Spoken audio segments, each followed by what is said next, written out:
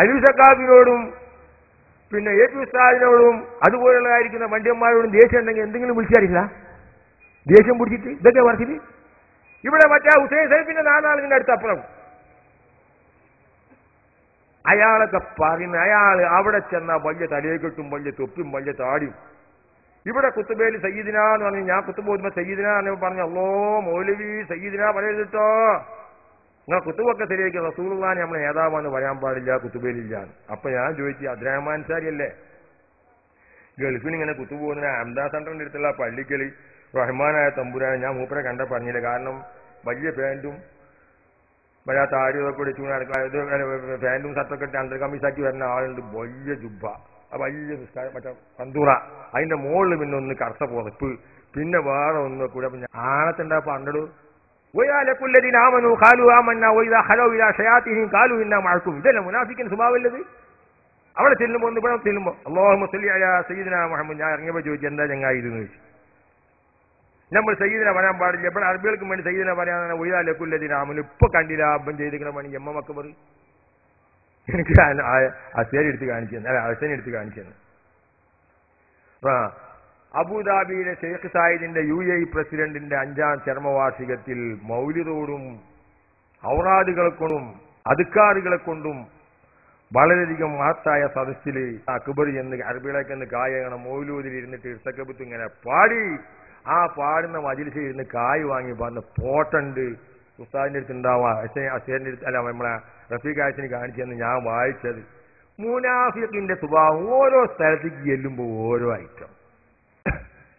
എന്നിട്ട് ഈ കുട്ടിക്ക് പിന്നെ ഒന്നും തിരിയാതെ, ഈ പെൺകുട്ടികളാണെങ്കിൽ 5ാം ക്ലാസ്സിൽ നിന്ന് പോയാൽ ആ കുട്ടിക്ക് ഖുർആൻ ഓതാൻ പറ്റി. എന്റെ മകളെ ഞാൻ 5ാം ക്ലാസ്സിൽ ചേർത്ത് 4ാം ക്ലാസ് ഞാൻ സുന്നിയായതിന് ശേഷം ആ കുട്ടിനെ 2ാമത് ചേർത്ത് പഠിപ്പിച്ചു, അവള് ഖുർആൻ ഓതാൻ പഠിപ്പിച്ചു.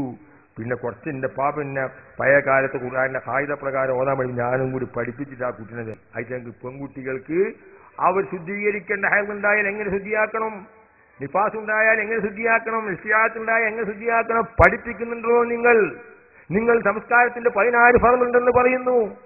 നിങ്ങൾ എത്ര ഫർളാണ് നിങ്ങൾ മനസ്സിലാക്കി പുസ്തകത്തിൽ പഠിപ്പിക്കുന്നത്? വികൃതവും മോശവുമായിരിക്കുന്ന ഒരു ആശയത്തിന് വേണ്ടിയിട്ട് അല്ലേ നിങ്ങൾ നടത്തുന്നത്? ഈ കുട്ടികൾ വളർന്നു വന്നാൽ നിങ്ങൾ എവിടെ കുട്ടികൾ, നിങ്ങൾ മുജാഹിദ് പ്രസ്ഥാനം ആര് കൊണ്ടടക്കും?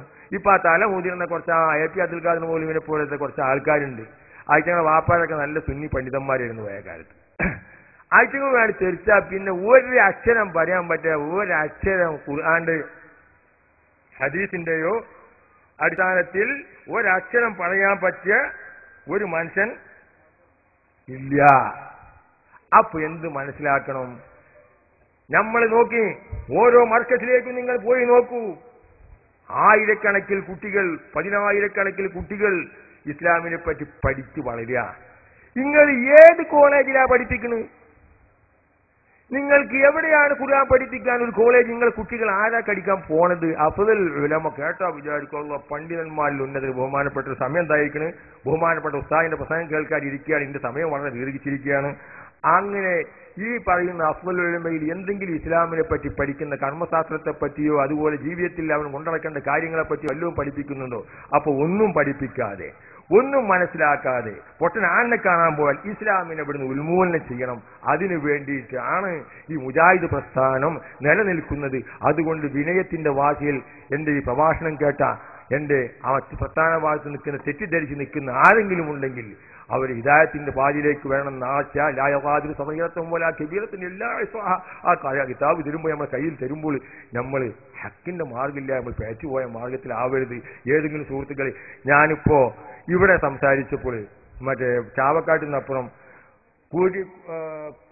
കൂരിക്കുയി തങ്ങളെ അവിടെ എന്നെ കൊണ്ടുവരുന്നു പ്രഭാഷണത്തിന്. അപ്പൊ അവിടുന്ന് ഞാനും മമ്പീരി അച്ഛനും കൂടിയും കാറിൽ ചെല്ലുമ്പോ ഒരു കുട്ടി വന്ന് എന്റെ കൈ പിടിച്ച് പറഞ്ഞു, ഉസ്താദേ ഞാൻ ഇതുവരെ മുജാഹിദ് തന്നെയാണ്, നിങ്ങളെ പ്രസംഗം കേട്ട് ഇനി മുതൽ ഞാൻ നിൽക്കൂല കിട്ടാ. ഞാൻ ആ കുട്ടിയെ കൈ പിടിച്ച് തലയോടിയിൽ പറഞ്ഞു, അൽഹംദുലില്ലാ, അള്ളാഹു എനിക്ക് ഹിദായത്ത് നൽകട്ടെ. അതുപോലെ വല്ലവരും ഉണ്ടെങ്കിൽ തെറ്റിദ്ധരിച്ചിട്ടുണ്ടെങ്കിൽ അവർ ഈ പ്രസ്ഥാനത്തിൽ നിന്ന് വേഗം ഒഴിവാകണം. അള്ളാഹു നമ്മൾ അഹ്ലു സുന്നത്തി വൽ ജമാഅത്തിന്റെ കുറച്ചു നിന്ന് ജീവിച്ച് ഈമാനോട് മരിക്കുവാൻ അള്ളാഹു തൗഫീഖ് നൽകട്ടെ. വാഖിറു ദഅ്വാനാ അൽഹംദുലില്ലാഹി റബ്ബിൽ ആലമീൻ. അസ്സലാമു അലൈക്കും വറഹ്മത്തുള്ളാഹി.